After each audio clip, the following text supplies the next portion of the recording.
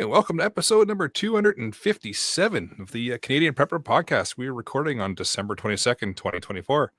Name's Eric, host of the show, based in Southern Ontario, hunter, target shooter, ham radio operator, and of course, computer geek. As a first responder, witnessed an over-reliance on emergency services during major events. Started a small preparedness company to help people get better prepared for at least 72 hours, if not longer. And I'm Jeff. I'm based in Central Ontario. I'm a target shooter, also ham radio operator, general overall handyman, and the weather nerd. Hello, I'm Pat. I'm kind of new around here, so I'll introduce myself. I'm from South Central Nebraska. I'm a farmer, rancher, hunter, shooter, ATC enthusiast, prepper, and ever since COVID, I've tried to up my prepping game even higher just because of that particular reason. And I now have a healthy suspicion of all drones.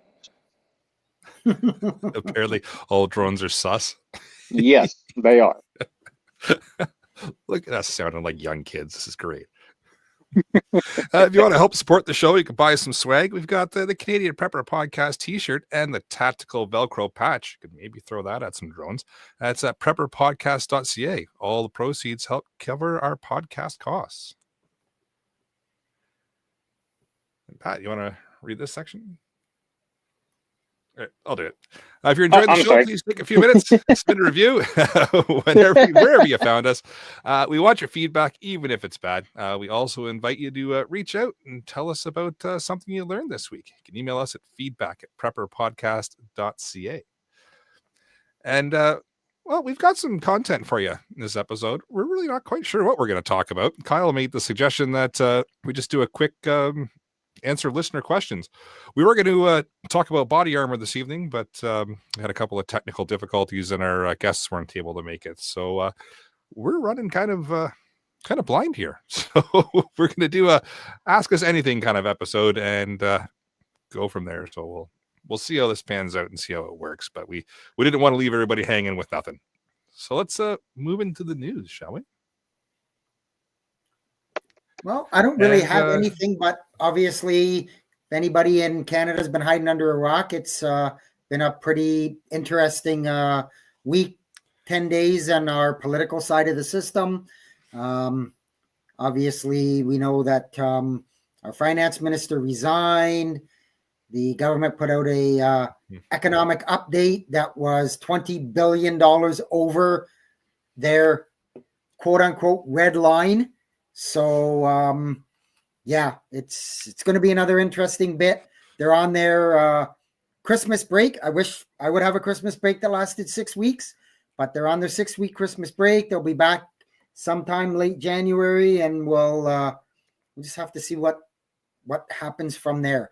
There's all kinds of ideas, guesses, predictions. Nobody knows. We'll just have to kind of wait and see. So. Did you say 20 billion over the red line? Yeah. So what Freeland was talking about and the government was saying was they were going to hold the deficit at 40.1 billion. It came in at 60.8 billion. So yeah. So this is what happens when the budget balances itself. Or you're just stupid and you don't know what 2 and 2 is. That's yes, eight, I said it. Oh man, yeah. So it's been an interesting time, and then beyond that, my news feed has just been filled with drones are sus because apparently it's still a thing. Yep. So with that, how about we move into what we've done lately for preps, and we kick off with Jeff. Not much. So I will answer Kyle's question. The snow rodeo trails are okay. We had tons of snow. We had some warm weather. We lost it. It's back frigidly cold here right now. So the base is as hard as a rock. Held up better than I thought. I'd give it a 7 out of 10. Lots of people were out riding today. I was out grooming the last couple of days. So things are good. For my preps, I did some fuel rotation. I've done some food prep and just getting ready to spend a couple of days with the fam for Christmas. Very nice. For myself, got some reloading done. So got that stuff delivered that I talked about last episode, and I'm still new to the reloading world, so moving slow with it. But so far, they look like they're supposed to look like. So I think I did it right. We'll find out if they go bang when I get to the range to test them out. But yeah, did 100 rounds and looks good. So we'll see. This is the second time I've done a run of reloads. So the last ones went bang. So hopefully these ones go bang too. Yeah, that always helps when they go bang. Instead of click click.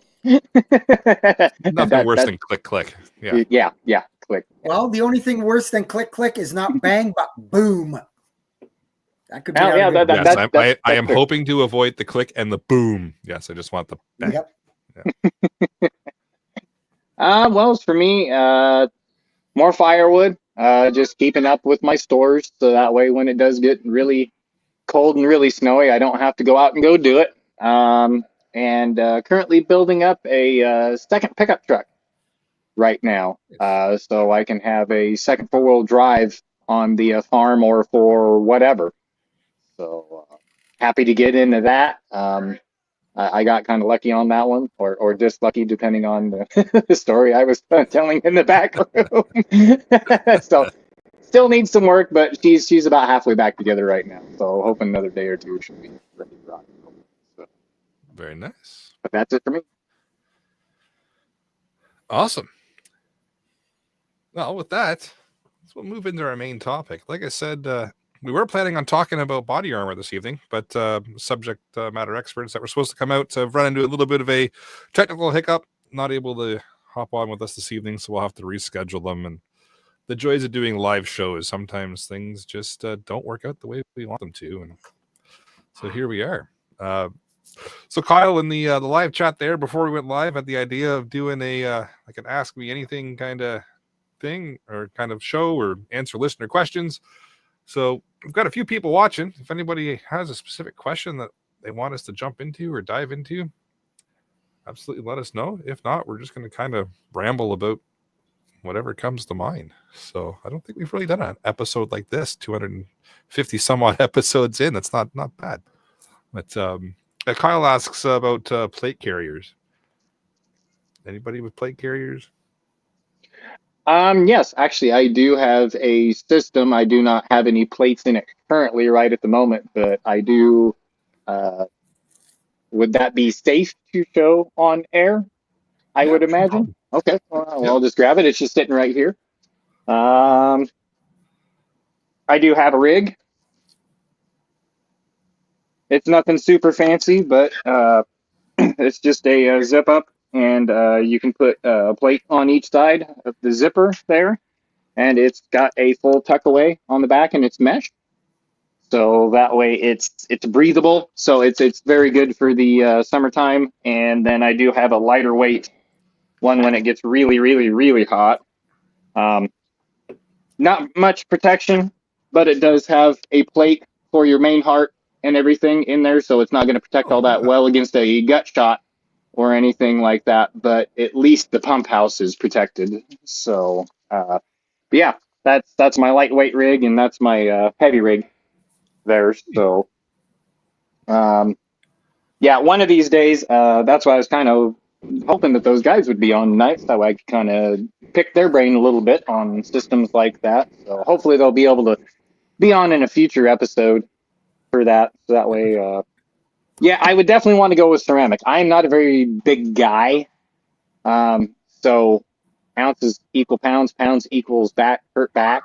So I would try to want to go with the lightest weight stuff that I can. My back already hurts. I don't need it to be worse. Right.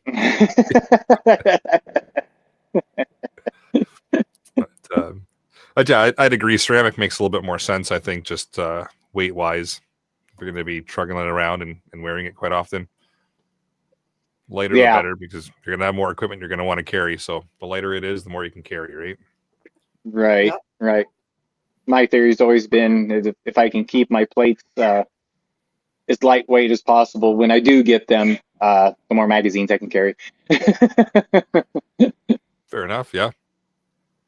So, I like the things that go bang. I don't like to get banged at. This is true. Yeah, I don't think. Yeah, that's Yeah, a but good way of putting it. chances are when it gets to that point, if you're going bang, pretty, you can pretty well guarantee somebody's going to bang back. So, maybe not. Depends how good of a shot you are. If you get the first shot, then you never know. But I do have a vest of my own. I'm not going to go any further than that. I do not have ceramic or metal or anything like that. It's just a level 3 Kevlar. But if it should come to that, I do have something at least right now. And I did want to talk to these guys a lot. I'm kind of disappointed they're not here, but I had a lot of questions around legality of it, all of that kinds of stuff. If I'm not mistaken, it's not illegal in Canada to possess it. So I do know, you see sometimes law enforcement makes a big bust, and the bikers or some really bad people, and they're trotting out, oh look, we recovered this whole bunch of, they had body armor, and everybody goes woo, but it's not illegal to possess it. So it depends on the province. It's a provincial thing in Canada, so it's not a criminal code or a federal statute thing. It's a provincial statute. So in Ontario, for example, no problems at all. Anyone can walk into a store, buy Kevlar, walk out of a store. Yeah, you might get some eyeballs, and some people are going to ask you questions if you're taking your dog for a walk and you're wearing your vest. But nothing there. In other provinces, there is a requirement that you have a firearms license. If you have a firearms license, then you can purchase Kevlar. It depends on the province. So correct, not illegal in Canada, just provincial statute thing. So just kind of, okay. Depending on the province you're in, make sure you know what the rules are. And some require you to have a firearms license first. And Kyle in the live chat's got a good point. It's not illegal yet. And he's got a valid point there. So it does. Yep. Yep. And same as Jeff, I've got a vest as well here. I won't get into much further detail, but I've got ceramic plates as well that I've got built into the carrier. That ceramic's way nicer. Like we were just saying, it's definitely lighter and easier to wear for longer periods. Yeah, for sure. Yeah, and Richard's got a good point in the live chat here. He just says nothing wrong with protecting yourself. Yeah, I'm going to guess he's an American. I'm going to guess he's my brother. So I was right. Yeah, things are a bit different in Canada as far as protection and self-defense, et cetera, et cetera. It's a little, it's different here than it is in the States, but it is what it is. Melissa in the live chat mentions that Pierre also has some body armor, but apparently he forgot it was Sunday today, so he's left us all standing alone. So appreciate that. I don't know. Well, I guess we're not going to hit the explicit button tonight. I was going to say most people with man buns probably want to have a little bit of extra protection for the, the incoming fire. Yes, I said it. Well done, sir. Well done. Yeah, so it's this is a bit of a fun topic. I was looking forward to having the Aratech guys come out and kind of clarify a few things for us. We will get them back on.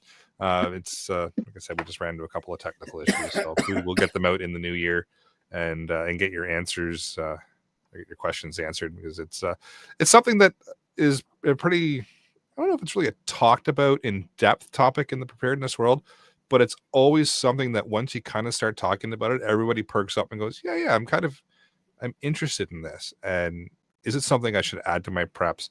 And is it something I should have? And what is the legalities around it? And, what's the best way to go out and purchase or size it, or what should I buy? Because there's options, right? There's all, like Pat showed us his carriers. There's all kinds of different carriers and different areas that you can protect, and different types of Kevlar, and different types of vests, and different types of carriers and add-ons, like the plates we were talking about. Like there's so many different ins and outs.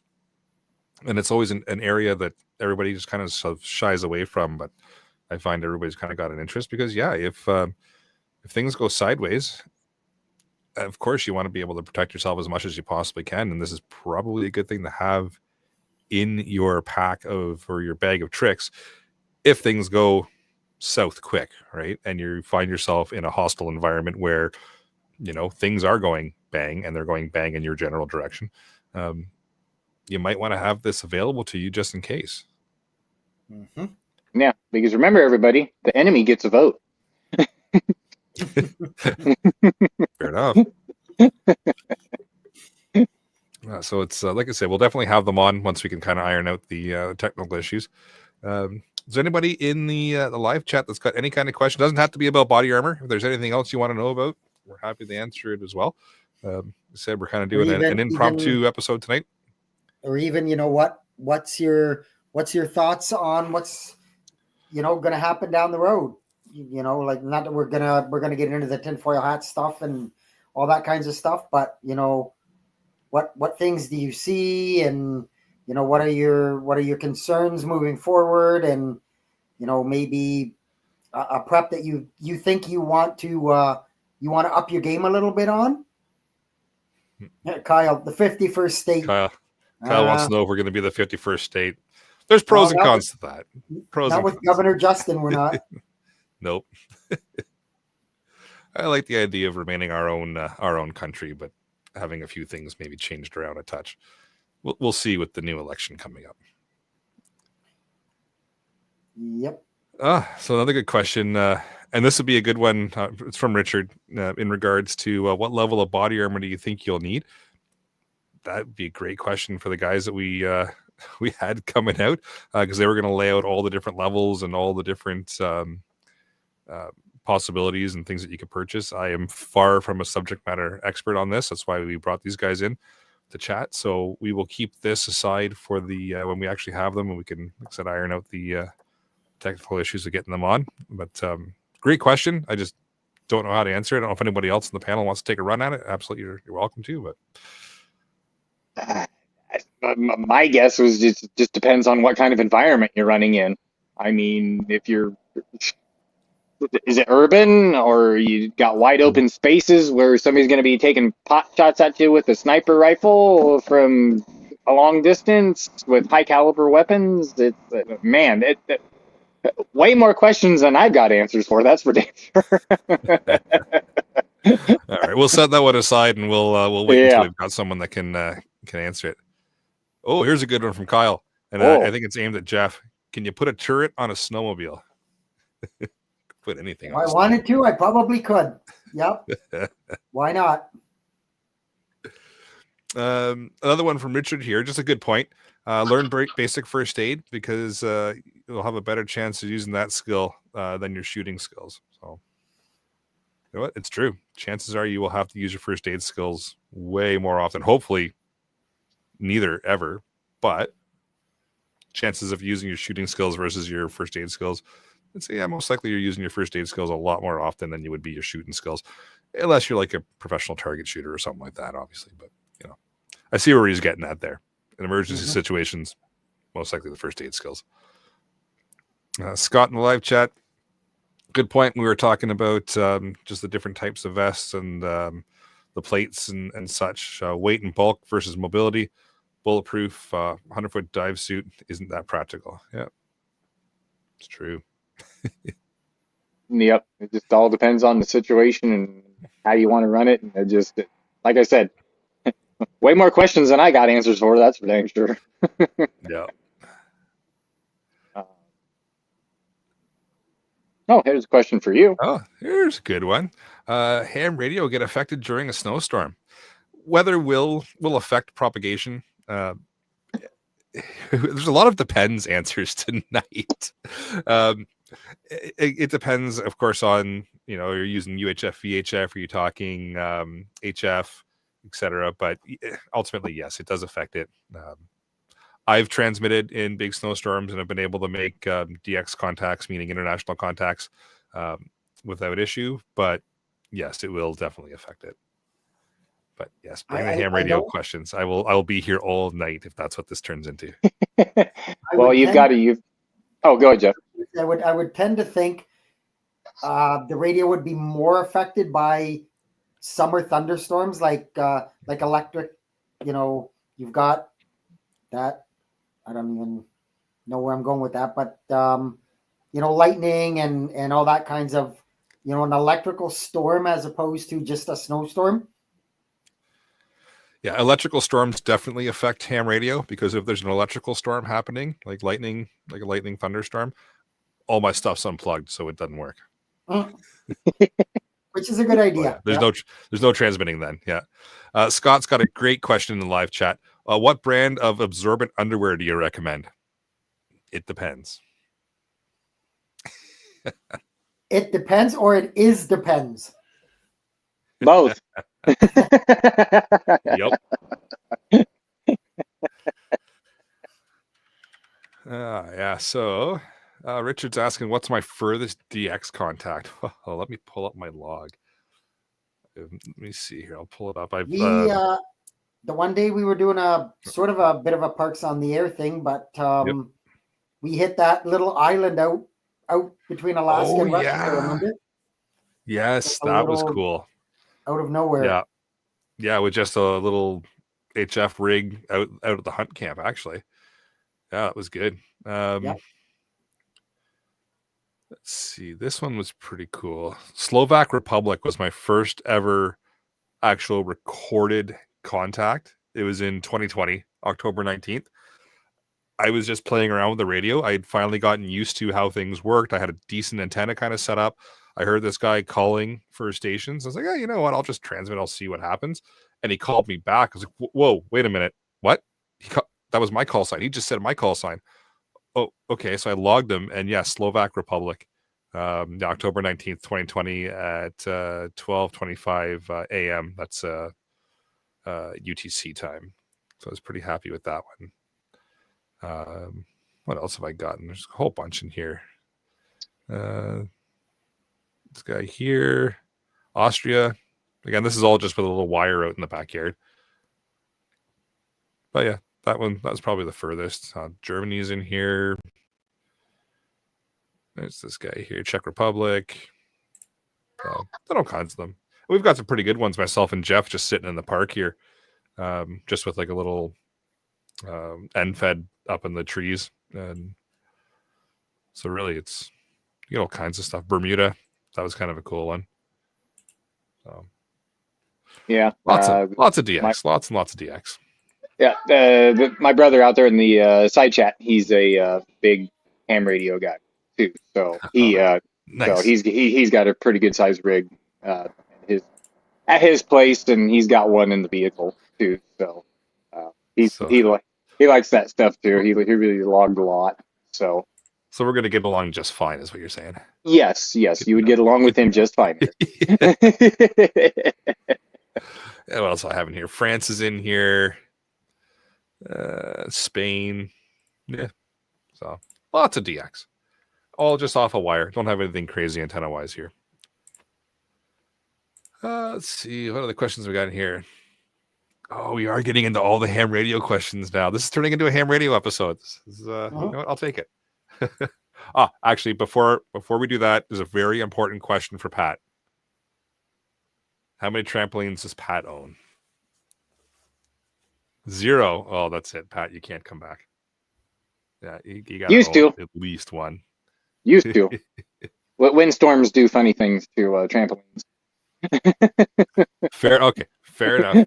Okay, you got to fix that up though, because you need them for asteroids and things. Oh, okay, yeah. I almost forgot about that. Asteroids, yeah, I forgot about that. Yeah. It's very important. It's very important. As Kyle says, you're not prepared. Scott in the live chat's got a good question. Are there other competing softwares for Vera AC, just sending text messages? JS8 Call. Check out JS8 Call. It's fantastic. S2 does a GhostNet on Thursdays as well. It's a little bit off the usual JS8 call frequency, but it's intended for passing traffic like news and information that's going on. So Vera AC is cool. It's a neat little mode. So those that aren't aware of what it does, allows you to send text messages basically between. So you hook your computer up to your radio. Your computer kind of drives the ship, sends the signals across your radio. You can do text messaging. It shows that the other operator's typing. It's very like text messagey feel. You can send images back and forth. You can send files. It's slow, but it's not, it's not like crazy slow, but it's slow. But you can kind of do text messages back and forth. You can leave voicemails. So if I leave my computer on here with Fair AC on, listening to the frequency, and say Scott, who's asked the question, wants to send me a message, but I'm not here, he can leave a message here for me, or he can leave a message on my machine for somebody else. And if I hear that somebody else, I'll relay the message. So it's a neat little program. But the alternate to that would be JS8 call, and I think JS8 call has been around a bit longer than Fair AC. But both very, very handy modes. If you haven't heard of them or used them, check them out along with WinLink. Very handy as well. Kyle asks, distance for a handheld. A lot of it depends answers tonight. Handhelds are line of sight, right? So you got to keep that in mind. If the antenna on your handheld can't see the antenna on the handheld you're sending to, you're not going to hear it. So they've got to be able to see each other, in quotes. So you could get kilometer, you could get 10. It really depends on your operating environment. Your antenna is going to be key. That's the most important part of the radio. So it really depends. That's why you go out and test it before things go south to see how far you can get. What else do we got in here? Ooh, Don't go with stock. Don't go with stock. That is a nice big antenna. Was that a Nagaya? Bofang, actually. Yeah. Bofang radio, but the antenna. Oh yeah, Nagaya. Yeah. I picked up quite a bit going over the stock one for sure. It just seems like it picks up better, for sure. But yeah, my brother's a radio guru, so he's the one that set me up with that. Yep, you gotta. Yeah, the antenna is key. You need to know. You need a good antenna because that's your ears and that's your voice, right? That's the first thing that hears the signal. That's the first thing that sends it out. So. Yep, all the power in the world doesn't mean squat if you don't have a good antenna. Yep. There's an interesting comment from Sean in the live chat. Preppers, if you're taking fire, you did not plan correctly. Yeah. Yeah, there's some, can't argue with that, actually. Not necessarily wrong. My first thought was, yeah, but things happen. But at the same time, you're not wrong. If your plan was in place and you're not in the place where the problem started, then you're good. It's a very good point. Yeah, and that's one of the big myths that when the shit hits the fan or world-ending event or something like that, 9 times out of 10, if you're getting into a freaking gunfight, you've done it wrong. You need to be stealthy. You need to be away. You don't want to get into one. You don't want to pick a fight. That's a defensive weapon, not an offensive weapon. Yeah, you're not out intentionally looking for the firefight. Yeah, exactly. Exactly. You're not Rambo at all. No, nobody's Rambo. Probably a really good distinction to make. Is that's not what any of us is going out looking for. You want to avoid that at all costs. This is like a last resort kind of scenario that we'd be talking about. Mm-hmm. Exactly.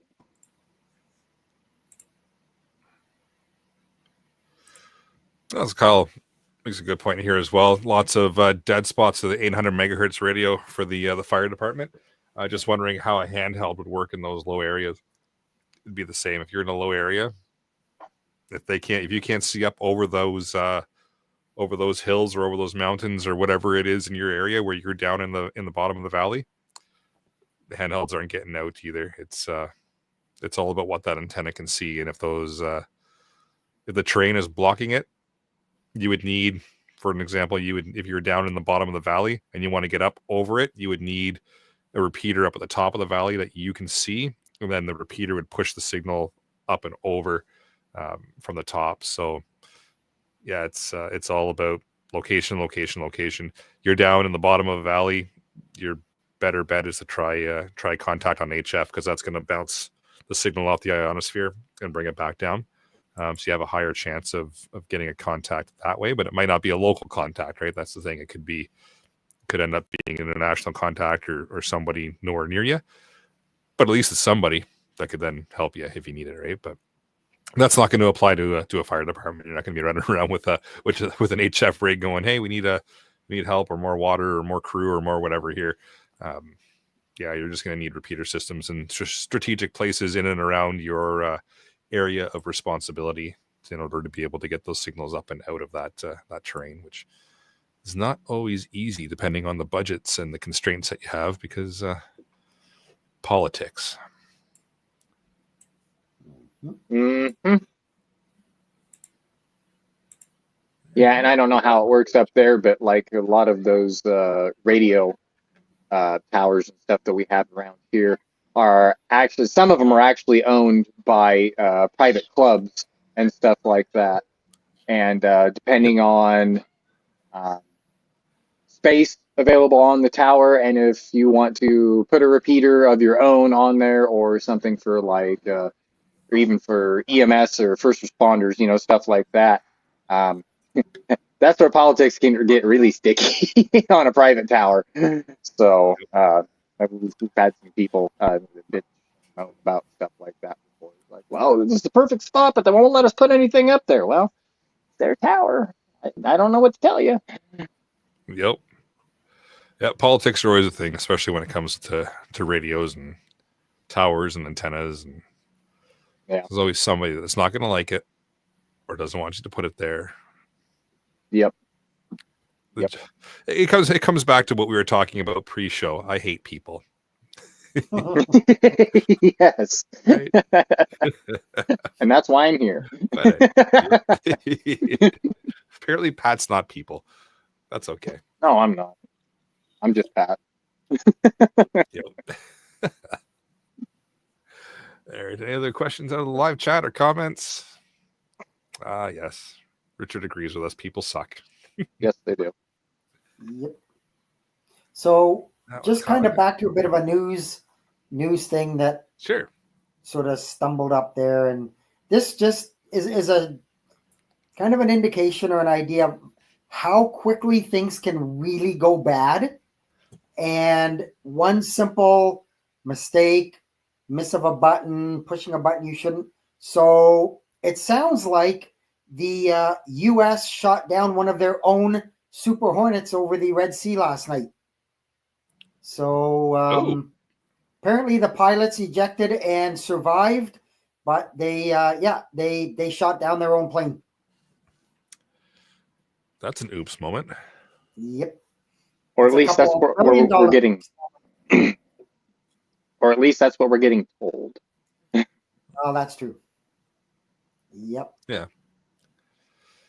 Yikes. But, yeah, and I'll bring the point back up that my brother made earlier. Oh, somebody left the defense on automatic. Somebody had to step off and go to the bathroom, and they just put it on autopilot, apparently. Whoopsie! Our AI is not as good as we thought it was. Right?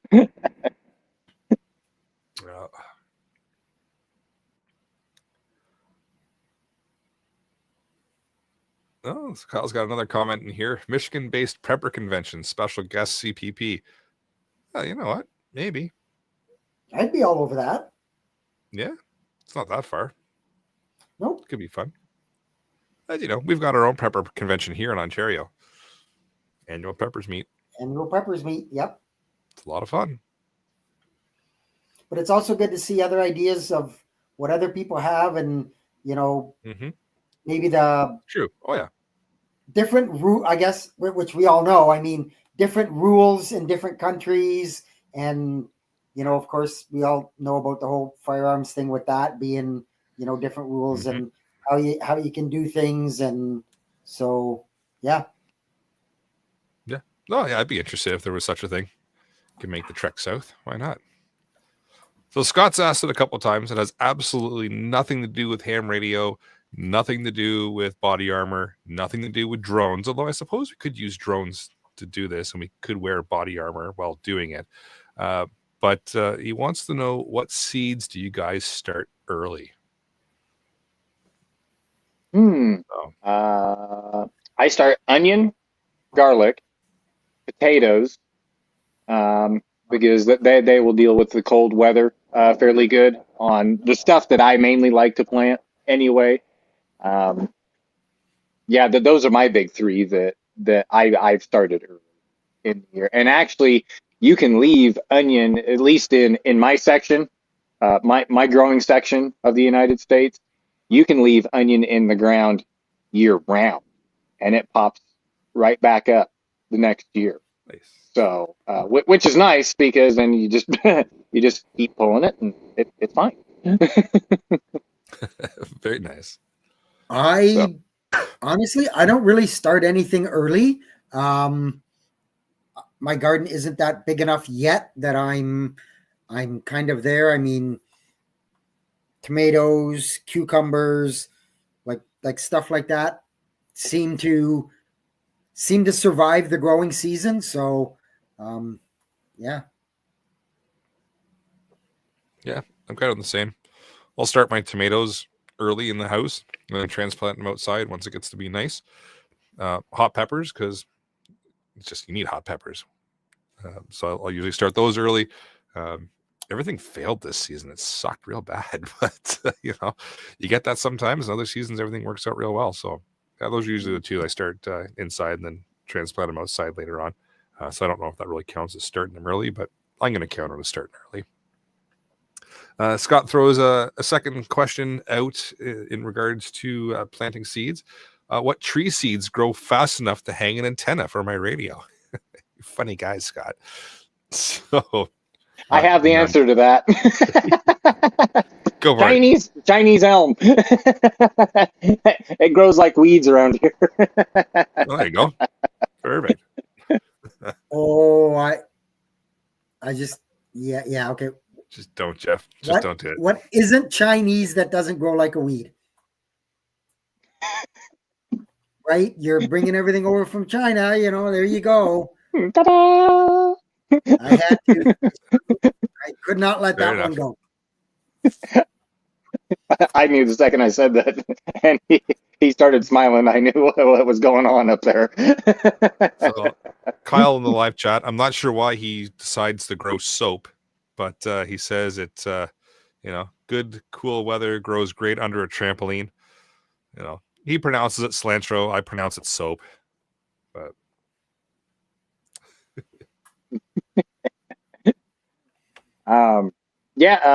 speaking of spices, like your oregano, basil, stuff like that, actually does pretty good in the cooler weather, getting it started, and that stuff will grow when it's cool out. Yeah, getting it started.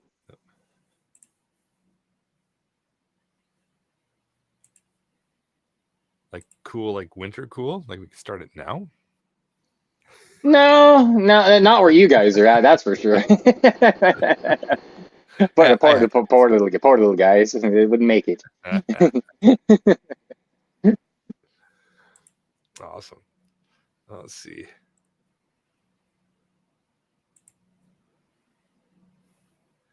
Okay, so Richard's got a comment in here saying he's going to attempt to use a permanent magnet motor out of a treadmill and make a wind generator. That's interesting. Yeah, let us know how that goes. And Scott's got a question for Pat, just asking if you grow crops commercially or mostly livestock and feed. Actually, we do both. I grow corn, milo, soybeans. I put up alfalfa hay, oats, rye. Let's see what else. Prairie hay. And yeah, that about covers it. We used to do wheat, but every time we have wheat anywhere on any of our parcels of land, every single crop gets hailed out. So we quit growing wheat. It attracts hail like a sponge. So we quit growing Of wheat. course. I don't know why, but we tried it about 3-4 years ago again after Dad had not planted it for 15, and yeah, everything got hailed out. So we decided to next that one off. But yeah, how many acres do we farm? Actual crop ground, our corn, our soybeans, stuff like that. We have right around 800 acres on that. So that keeps us plenty busy during the spring, summer, and fall.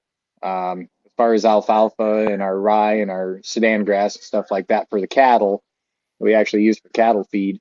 Probably altogether 150 acres for just for the cows for cattle feed and stuff like that. So, um, but yeah, it's we do all of our own haying and we do all of our own commercial crops and stuff like that. Yeah, and then, Nice. we have quite a bit left over and it just goes straight to town. So Kyle makes a comment about my cilantro comment about feeling bad for me. Tacos must be so bland. Tacos are wonderful. I just load them up with hot peppers and hot sauce, and we're good to go. No cilantro. I don't need to be eating soap. Just hot sauce, hot peppers. Come on, you don't want to be a pretend vegan? The one of what? Be a pretend vegan? No, I don't need cilantro. Okay. No. Just checking.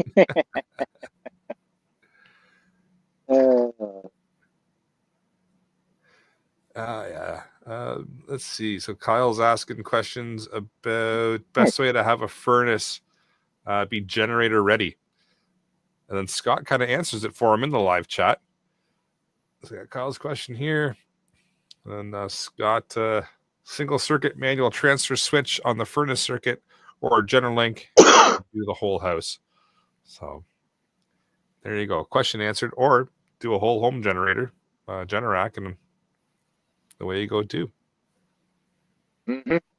Well, it depends how deep your pockets are. Exactly. Uh-huh. A lot of depends answers tonight.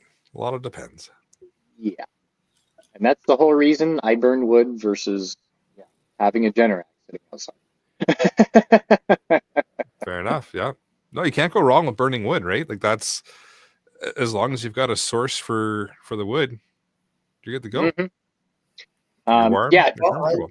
I heat 95% with wood as well, Pat. So it's it's either that or my other option is, because I'm a bit out in the country, is electricity. I don't have gas. I don't natural gas. I don't have any of that stuff. So running electric heat can add up financially in a big hurry. So and I mean obviously the redundancy factor there and the backup factor of hydro goes out. How do you heat your house if all you have is hydro? So Yep. Yeah, and I'm in the exact same boat as you are, Jeff. Granted, the state that I live in, Nebraska owns all of its own utilities and stuff. So actually, the price isn't nearly as bad as some other spots. Ask Texas how it goes having your own electricity utility. Right, but we don't have any. We don't have near the those damn ugly things that stick up in the air with the big blades. Oh God, that's a ripoff. But anyway, yeah, I'm in the same boat as you. I'm primary. I'm just kind of more talking about how their grid just decided to take the big shit on them when it got cold there in, what was it, 2021, I believe, when it got cold and the Texas grid just said nope. Yep. Nebraska's pretty fortified on that, unless we have a major disaster like we did in 2005, and we had a gigantic ice storm that actually crumpled most of the high transmission lines around here. I mean, they looked like somebody had came like this and just went Like it was record-breaking ice that Nebraska had never seen ever. So, but anyway, yeah, that's like me. Wood versus a Generac that I would have had to have put in to do the whole house and the furnace and everything would have been right around $20,000 to $22,000 at the time. A standby generator versus $4,000 for all the pipe, brand new stove, brand new pipe, everything. I mean, all the bells and whistles that I got with everything, and it's in the bunker. Heat rises, keeps all the pipes nice and warm, and when it's really cold out, I actually turn the furnace off, and I have a hole in the floor of the furnace room, and it pulls all that hot air right into the furnace room, and the furnace room's sealed off, so it redistributes all that hot air all over the whole house. So that it definitely cuts back on the electricity a lot. So definitely a way lower bill when I'm burning wood. So we've got a really good question in the live chat from Sean. So another good one that's going to make us think. So he asks, who is more threatening, a starving person with nothing or a fully kitted out and armed person? Ooh. Fantastic question. I like it. Does this starving person have a family also? Because all right. That's more motivation. I was just kind of going to say the same thing. Like, a starving person has nothing to lose. They're going to die anyway. So at that point, they really don't care. I would think the fully kitted armed person is maybe somebody who's a bit of a prepper's got a bit of, a stockpile of something. If they've gone to that extent, I would think, to me, being a bit the OPSEC, the gray man, whole kind of thing. If you're fully kitted and you're armed and you're going out there and showing off and taking shots at people, you're just attracting attention you really probably don't want and you shouldn't want. So I would say probably that starving person is more of a threat because they got nothing to lose. Yeah, I agree. The starving person is I would size them up as more of a threat depending on the situation that you're in. The fully kitted up and armed person, if they're just sauntering down the road, they're not saying anything to you, they're not causing any kind of problems beyond just kind of being present and in the area, carry on. I'm assuming we're in like a shit hit the fan kind of scenario here. Carry on. You leave me alone, I leave you alone kind of deal. That starving person with nothing, yeah, I'm paying a little bit extra attention to them because they like everyone else has said, they got nothing to lose. They are in a desperate kind of situation where they, hunger does funny things to people. So yeah, I'm keeping an extra eye on that one. And again, this depends on the scenario you're in and the environment you're in and what's going on at the time. But for 95% of the scenarios I can think of, the kitted and armed person, carry on as long as you're not bothering me. But the starving person, yeah, I'm keeping an eye on them. But fantastic question. What's the old saying? Just 6 meals away from the end of the world, or end of civilization. Sounds about right. Yep, sounds about right. People get funny when they get hungry. They do funny things. Just look at any third world country. Kyle's got a good point. Everyone get kitted up and walk to Eric's. Okay, so like I said, if you're walking towards my place, and it depends on how you're walking towards my place, yeah, I'm going to pay a little bit more attention to you. If we're in a shit hits the fan kind of situation and we're both just kind of crossing paths, or we're sitting in a general location and you're all kitted up and you're not bothering me, I'm not bothering you, but there's that really super hungry person sitting near me, I'm watching them a little bit closer. But yeah, if you're all getting kitted up and walking towards my place, that's a little odd. That's going to catch my attention. I'm going to pay a little bit more attention to you at that point. I'm getting the trampolines out. You're not getting near my house, Kyle. And let's face the facts.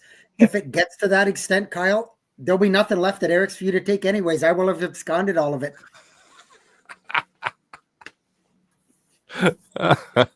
Well, you know what?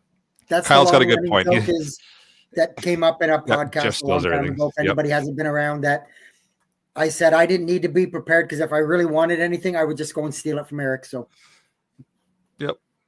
Kyle's got a valid point. He's got a CPP patch. Come on in, Kyle. Yep. You're welcome here.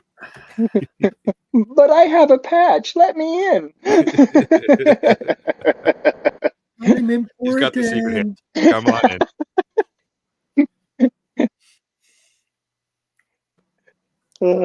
Any other questions in the live chat, or we're taking anything tonight? Doesn't matter. Doesn't have to be about body armor. Doesn't have to be about ham radios, although I prefer it. You name it. Anything you want to toss out there in the live chat, we're happy to try to answer it. Same thing with the panelists. Anything you want to just throw out there, go for it. As I said, we're kind of winging things tonight, so it's kind of fun. We haven't really done this before, so we'll give the live chat a second to jump back in. We've had a couple of really good questions tonight. It's been this has been fun. It's we might have to do another episode like this, but a planned one where we have some stuff to talk about between the times where we're waiting for questions. Well, there's a good one from Kyle. How many cords of wood in a typical season? Great question. Well, Jeff, about how many do you deal? I would. So it depends on the wording of the question. Some people get confused. So there's a cord of wood, and then there's a bush cord of wood. So the bush cord is 3 cords. I usually go through between 2.5 to 3 bush cord in a season. So a single cord, I would probably use 8 or 9 in a season. And that's a 4 foot high, 4 foot long, 16-inch wide is a cord. A bush cord is the same thing. It's 4 by 4, but it's by 4 feet. So, yeah, you usually get 3 cords in a bush cord. So if I go through 3, I'm talking about 9 4 by 4 by 16 cords of wood.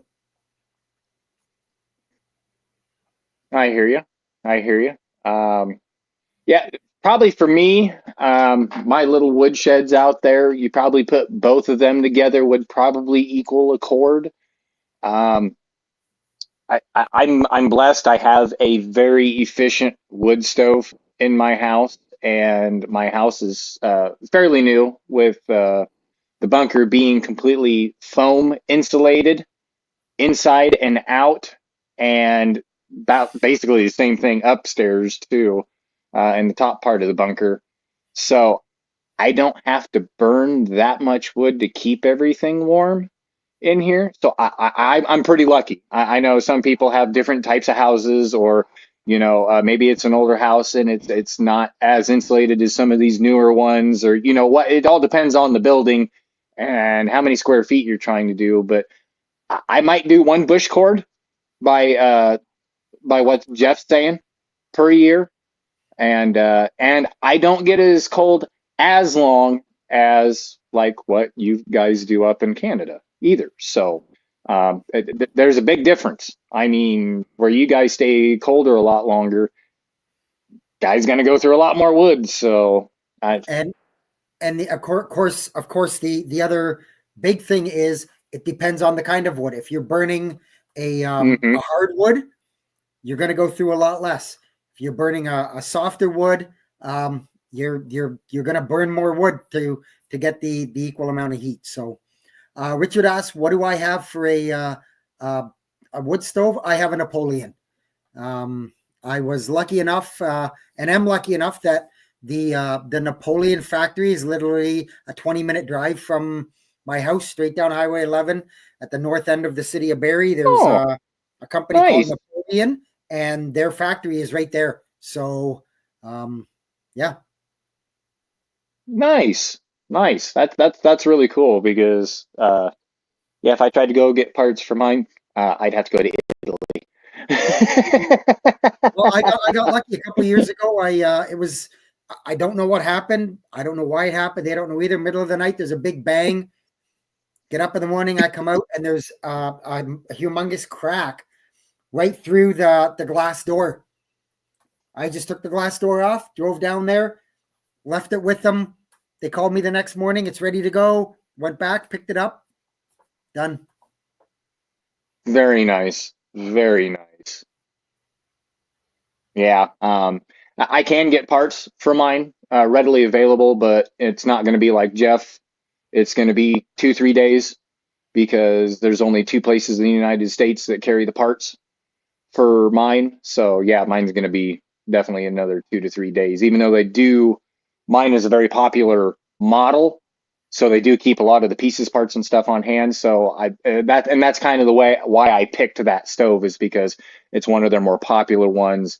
It's been out for quite a while. So, and that's another thing to think of. If you're going to get into a wood stove, make sure you can still get parts for it, or make sure that you can rebuild it easy enough. So, yeah, just some tips on wood stove stuff. So. Kyle's question, are they outdoor burners? Mine is not. I'm assuming by Pat's discussion, his isn't either. My neighbor has one of those outdoor burners. The problem with them is they do require electricity. So for those who don't know, those outdoor burners, basically what they do is they heat a liquid. So whether it's glycol or something like that, they pump it into the house, and it goes through the tubes in your furnace. The furnace air then blows through those tubes, warms up the air, and puts it through your house like a regular furnace, but you're making the heat outside, and you're just piping the warm liquid in and around. So he quickly discovered a couple years ago in a big power outage that we had that his $5,000 or $6,000 outdoor wood burner was useless.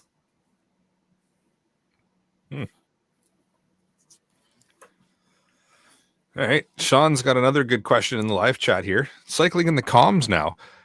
If you have no radio, what is the first radio you will find available around town? Interesting question. Pointing at your little Baofeng there, Pat? Yeah, it's. I'm guessing that would, at least my guess would be probably handheld Baofeng, something along those lines would probably be my first guess. Yeah, I'm assuming he's talking about a scenario where things have gone south and you're maybe scavenging for equipment. You're probably going to come across either a ham radio operator who's got some handhelds, like Pat's talked about, or the one that Jeff just showed. You may come across somebody who's a CB enthusiast. So you come across a CB radio. Chances are you're going to come across the family band radios. I suspect those are probably, you're going to see more of those out in the wild if you're scavenging for things. So the family band service radios, little handhelds you can grab, and like the blister packs, or like Canadian Tire or something like that, I would imagine you'd come across.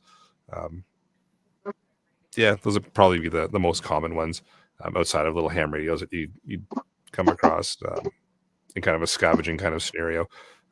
Especially if you're at the stage in an emergency situation where you might be scavenging through stores and whatnot, then it's definitely the family band radios that you're going to come across. And those are the little guys with the fixed antennas that can't be removed. They're set on fixed frequencies, so they're channelized. That's probably what you're going to come across first. And then after that, your little handhelds like these guys here. Probably going to come up with ham radios. Something like there this. You go. Yeah.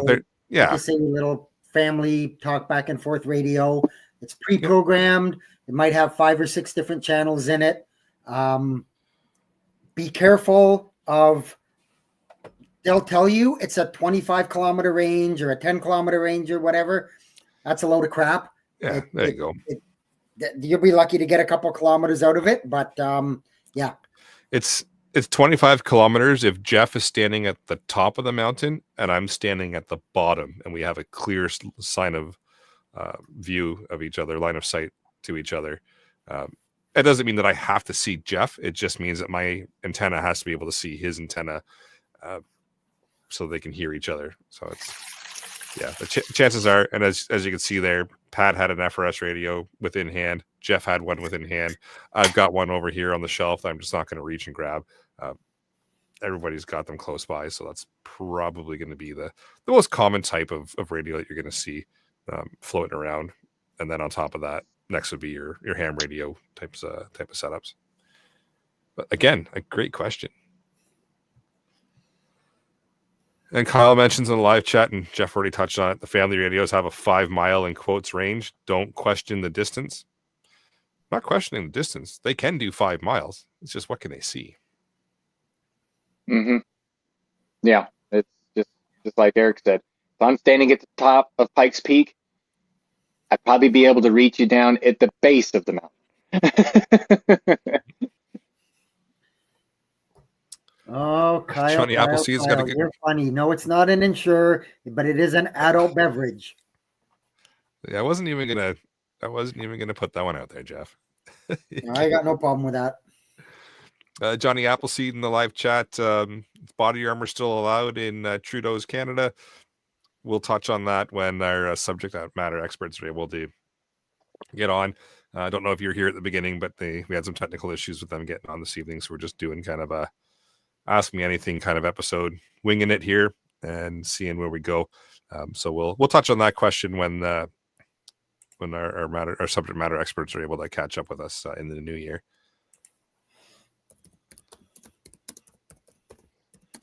Sean with another follow-up question. So since most people don't carry radios, what do you mean most people don't carry radios? I carry radio everywhere I go. Am I not most people? What radio do you think they will find and use? So people that don't carry a radio, what do you think they'll find? Yeah, like we already mentioned, I figure they'll come across a family band radio first. That's going to be your most common everyday sort of radio that anybody grabs. Mom and pop will grab it to stay in contact with each other at the camp if they're going camping. People will grab them to stay in touch with each other car to car. They're easy, readily accessible, easy to purchase. The family band is what you're going to come across most likely. We've got Fatal Force Outfitters just mentioning body armor is legal in a few provinces. Yeah, we touched on that at the beginning here. Just a quick little chat about it. It's a provincially regulated thing. So in Ontario, good to go. No problems. Different provinces in Canada, you'd have to check first. Some will require you to have a firearms license. But again, we'll dive into that when we have our subject matter experts out. We're going to reschedule with them in the new year. And we'll get all these answers out to you guys at that point, because none of us here are subject matter experts on the topic, so we don't want to lead you astray. That's why we brought in the subject matter experts to talk tonight. But like I said, unfortunately, we had some tech issues, so we'll get them sorted out eventually. What else? Oh, and Sean in the live chat here has got a good point that 90% of commercial trucks will have CB radios connected to the battery. Yep. Great point. That's actually a really good call. Your commercial trucks for sure. There's a lot of commercial truckers that'll do ham radio as well, but for sure they'll have CBs. So yeah. There's actually I know a couple guys personally from growing up, and they still do. They have both CB and the dedicated ham rig and stuff like that in there. They may have 3 radios in their truck, and depending on what they want to do. Might have this one on for a little while, turn it off, go to this one, so. And Johnny Appleseed in the live chat says body armor is a safety device. It should be legal and capitalizes everywhere. As far as I know, it's not illegal anywhere in Canada. It's just regulated in some provinces as to who can purchase it. Meaning you have to have a firearms license in some provinces, not all. But again, I'm far from an expert in the topic. I can tell you in Ontario, it's not a requirement to have a firearms license to purchase it or possess it, but in some provinces it is. So a couple of regulations around it, but not necessarily illegal, just a hoop or two to step through in some provinces. But like I said, we'll bring the Aratech guys in the new year and get them to really clarify things, because They are the guys that know because this is their business. So, and Richard wants to know who let the dogs out. There's always got to be that guy. All right. We've gone on for an hour and 5. We've got some good questions in, and we got some good things. You know, I think this has been good for a an unplanned ask me anything, throw questions at us kind of episode. Okay, so Kyle's got a good one that I got to follow up with. Can we ever expect the CO and Extinguisher podcast? We talk about them on every episode. No. Of course. That is our podcast. But if you mean in specifics, like actually talking about picking out good equipment for carbon monoxide or fire extinguishers, yeah, maybe. We'll see. We'll have to bring Alan back and let him go on a tirade. 1 Not hour, rage quit. We gotta 5 get him minutes. just to the line, but we can't let him rage quit. 1 hour, 5 minutes. And Richard, That might be the longest. Longest is just over 2 hours. It's Richard asks, what's your favorite concealed carry gun, and can you conceal carry in Canada? We cannot conceal carry. You can't carry a gun, period, in Canada, Richard, unfortunately. Yeah, we'll just leave it at that. And Kyle mentions that we haven't mentioned carbon monoxide yet. No. But with that, like I said, we're an hour and 6. I think we've killed enough time with a few questions and such. We definitely need to do this again, where we do an Ask Me Anything, open things up. But we're going to do it a little bit more planned, where we've got some filler questions and some things pre-planned to kind of fill in a couple of the gaps. But appreciate everybody kind of sticking with us while we've done a completely unplanned throw questions at us kind of episode where we just, I don't know, sit back and fireside chat it, I guess.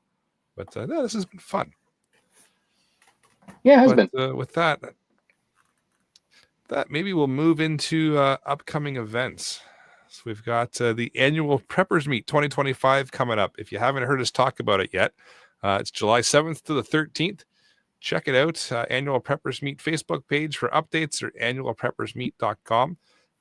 The events are starting to build up quite a bit. Lots of great topics, lots of great things going on. It's a full week now.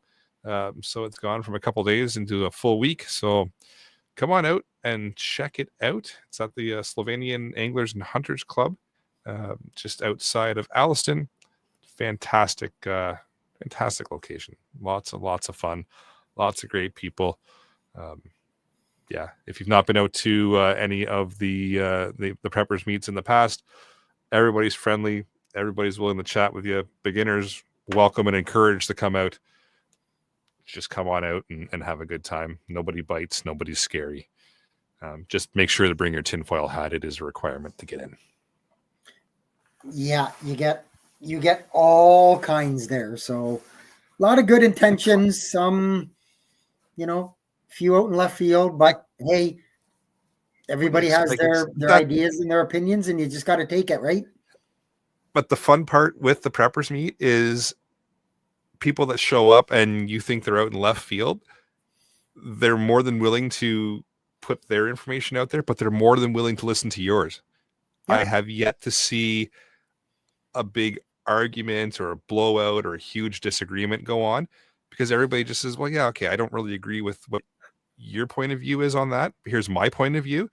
But at the same time, we all have a common interest of just being prepared for any kind of scenario that can come up. And I don't think you're right. You don't think I'm right. Maybe one day we'll figure out that neither of us were right and somebody else in the group here was right. And you know what? There's cold beer and there's a fire. So at the end of the day, everybody's happy. It's really cool that way, where egos don't really play a role, I guess is the best way to put it. Everyone's willing to hear each other out.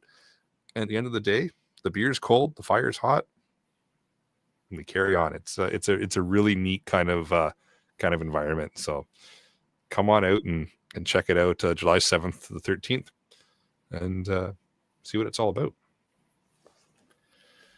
All right, Jeff, you got a weather blurb? Sure, I'll keep it short. Kind of basically in a single word, cold. Yep. It is presently minus 14 degrees Celsius where I live.